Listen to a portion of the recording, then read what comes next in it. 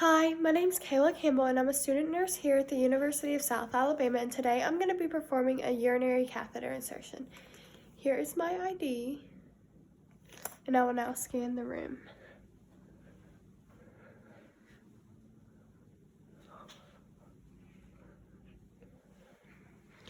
I'm going to place my phone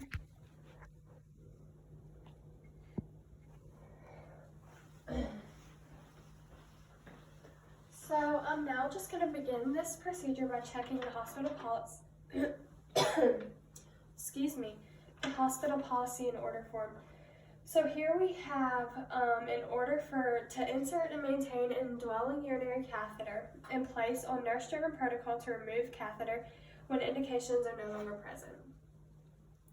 So I'm going to go ahead and say 3 indicators that would be for an indwelling catheter. So the first would be required mobilization for surgery, trauma, or other therapies.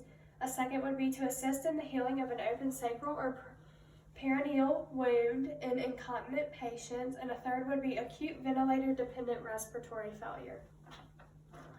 So now I'm going to go ahead and perform hand hygiene, and then I'm going to identify my patient using 2 identifiers. So here we have Jaguar Jones, medical record number 4176352, medical record number 4176352. And so now that I have identified my patient using 2 identifiers, I would also like to note her allergy to penicillin, both here on the wristband and on the chart. And so now I'm just going to set this paper aside, and I'm going to explain the procedure to the patient. Ms. Jones, today I'm going to be inserting a urinary catheter, and I provide as much privacy as possible for the patient. And then I'll gather all of my materials needed, and I have them all right here. So now I'm going to go ahead and apply my goggles, position the trash can where needed, and perform hand hygiene. And so now I would go ahead and raise the bed to an appropriate working height, lower the side rails, and place the patient in dorsal recumbent position. And so I would like to go ahead and state that this is a sterile procedure, and this workspace is below the waist height, so it would be considered contaminated, but I am working with what I have. So the bed is raised to an appropriate height, side rails down, patient is in dorsal recumbent position, and so I'm just going to verbalize how to do perineal care on a male and a female. So I would apply clean gloves, and for a female, I would clean the thighs, any skin folds, and then I would open and clean the far side going from front to back, clean the near side going from front to back, and clean the center going from front to back. And then for a male, if the male was uncircumcised, I would retract the foreskin, and then you would clean starting at the urinary meatus going in circular motions outward. And then you would do that 3 times. And again, if the patient was uncircumcised, I would wait for it to dry and then return the foreskin. And so that is how you do perineal care. And so now I'm going to go ahead and pull out my catheter kit. And I'm going to use the bag as a trash can.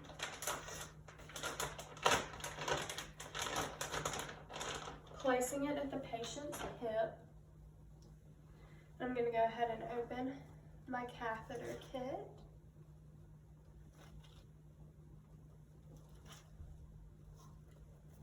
Making sure to only touch that 1-inch border. So now I'm going to go ahead and apply my sterile gloves.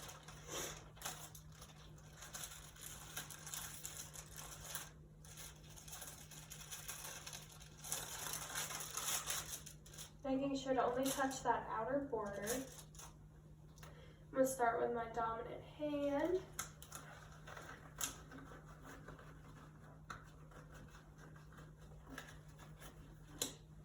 And it did not go on near right. And so I'm going to grab my other glove and apply it. And neither of them went on very right. making sure I only touch sterile to sterile. Goodness.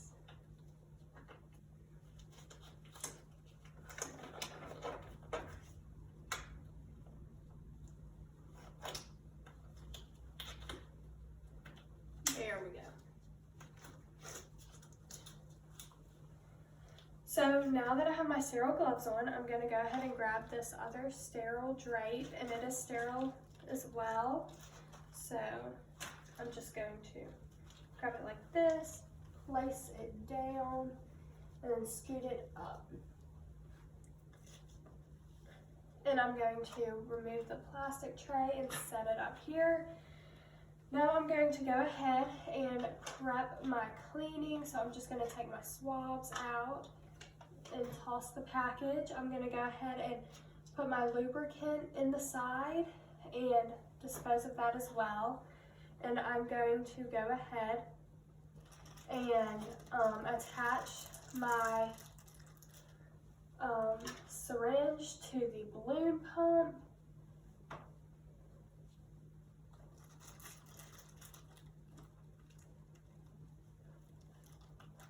And remove the covering from the catheter, making sure to toss that as well. And I am going to go ahead and pick up on this a little bit and lie it back down. And now I'm going to put it in the lubricant. And I would lubricate 1 to 2 inches for a female and 5 to 7 for a male. And so now I'm going to just leave that there.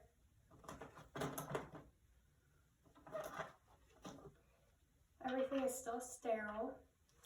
And so now I'm just going to retract the skin and clean. We're going to start with the far outer, clean in a straight line, dispose, inner outer, dispose, and then down the center and dispose. So Ms. Jones, I'm about to insert the catheter, and so I would like you to bear down like you're urinating and take a deep breath and then exhale upon insertion. And so here we go.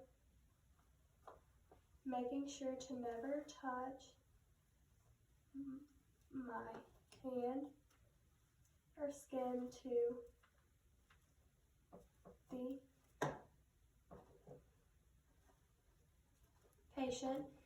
And so I would go until I reach urine or see urine, and then go 1 inch to 2 inches more. And so now I'm just going to grab that, fill my balloon, go ahead and remove that. And I would normally dispose of this, but I am going to keep it for later in this procedure. And so now I would pull back on the catheter until resistance and then insert a little. And so now I'm just going to grab my stat lock and show you how you would normally attach one of these. And I will go ahead and say that for a male, how you clean before you insert the catheter is the same way you provide peritoneal care. Grab the shaft of the penis, start at the urinary meatus, and go in circular motions outward 3 times. And then for insertion of a urinary catheter to a male, you would go all the way to the bifurcation. And so for the stat lock, the arrow on the lock is going to point towards the genitals, and then I'm going to put the bifurcation right there and shut it. And I would normally attach this to the inner thigh, leaving some slack so there's not much tension there. And for the sake of this video, I'm just going to go ahead and remove it and set it aside. So now I'm going to hang the catheter bag, and I would like to verbalize that normally this bag would be on the bed frame below bladder level. And I'm completely aware of that, but I do not have anyone to help me film this video. And so I am hanging it on this chair right here just to make it visible to the camera. And so again, it would be on the bed frame below bladder level. So now I'm gonna talk about urinary specimen collection. And so the only time you can collect a urinary specimen out of the bag and the port right here would be right after the catheter has been inserted. So I'm going to demonstrate that now, and let me go ahead and verbalize the true process. This would be on the bed frame below the bladder level, and this procedure would be done at floor level, and there would be a towel down, and then you would have another container like this on top of your towel, and then you would have this like this, and you would then put your specimen in, and that way if you spilt any urine, you would be covered. But for the sake of this video, I'm just going to show you how I normally do this. So I'm going to remove the cap, making sure not to touch the inside, and then I would pull this port down, making sure not to touch the rim of the specimen container. And then I would close it once the specimen was full, replace it, and reapply the cap, making sure not to touch any of the insides. So that's how you collect it out of the bag. And so now I'm going to talk about collecting it out of this lure lock port right here. So first you would need to clamp the tubing to let urine collect, and then you would grab the port, grab your alcohol swab,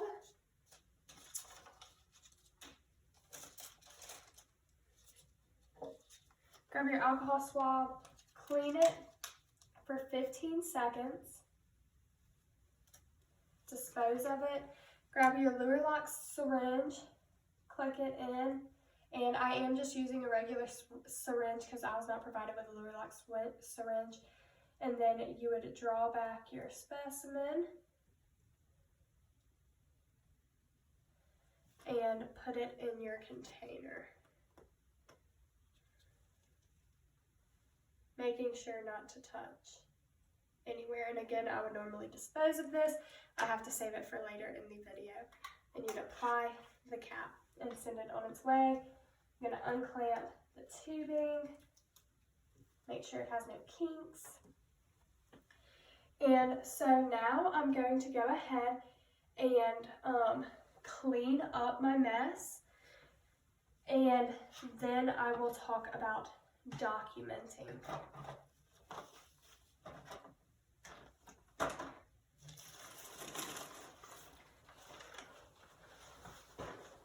And I'm going to remove my gloves, making sure it goes glove to glove, skin to skin, and toss them in the trash can. So perform hand hygiene, and now I'm going to talk about documenting. And so what I would document was this whole procedure I did. I'd document the size of the urinary catheter. I would document how the patient tolerated the procedure. I would document the amount, color, and consistency of the urine, and I would document any specimen collection if indicated.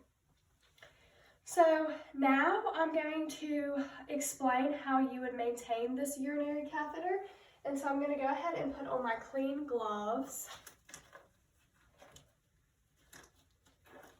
if they will allow me to put them on.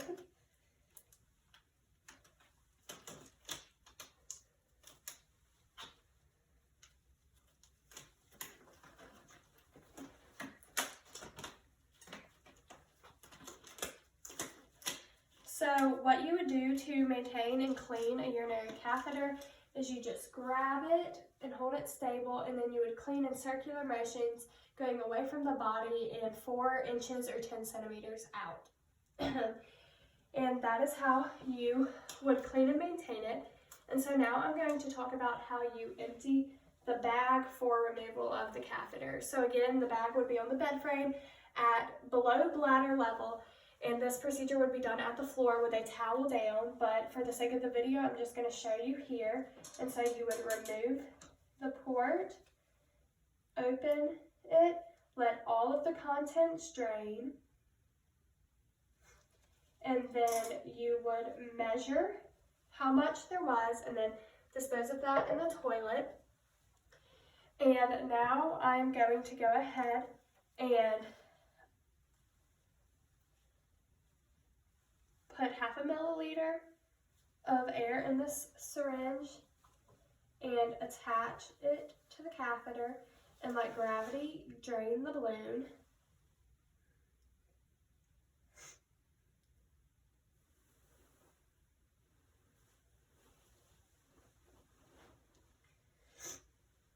If you hear that, it is a cat.